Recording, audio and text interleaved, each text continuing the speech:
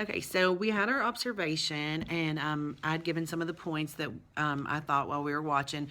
One of the things that I really liked that you did was, I'm trying to land here so we Okay. can see. One of the things I liked that you did was the way that you had the kids, you kept them engaged and things like that.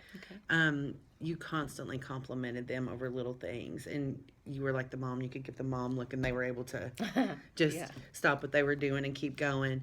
One of the things that I had talked to Tracy about was my kids probably need a little more step by step directions because they are special education and it's hard to get them to understand what's happening next.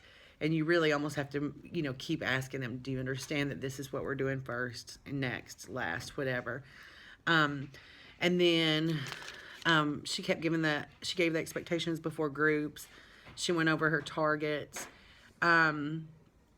There was kids that were, that would yell out at times, and she would make sure she said there's a process for that. And I told her, making sure that my kids and the other kids as well understand what that process is. So when she said that, like just saying, hey, this is what the process is. Instead of there's just a process. Yeah, Yeah. I liked that. Yeah, just to remind them Good suggestion. because they don't always know.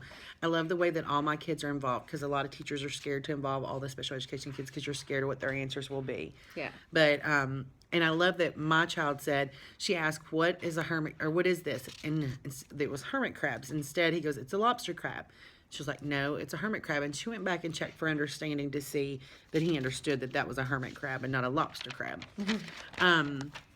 The other thing was the web that she did on the board. On the floor. Or, yeah, she put it on the floor instead of up on the board. And I was like, my kids probably need more of a visual to be able to see what's going on and making sure that they can always look back to that. And then when they did their handout, just having like what it's supposed to look like on An example. Yeah, Totally. I'm because doing that tomorrow. my kids have no idea about a lot of things. So I was like, I know for me, I learn as I go with these kids, and there's so many you don't know which kids need what because they are so a very low group of Right. special education kids. They're in 5th grade, but most of them are on a 2nd, 3rd grade level. Yeah. So I appreciate your comments and ways to help me with those kind of students. I'm definitely going to put that into action tomorrow in my classroom. Well, it was a lot of fun doing this, and I thought that this would be a hard thing to do with your peers. But it was fun, and it was fun for me to be able to see my kids and how they are in a special area setting, and it almost makes me want to be able to go to all special area classrooms and see what I can help those teachers with those kids. And I love that there's a peer that went and got one of our special education students when was asked to pick a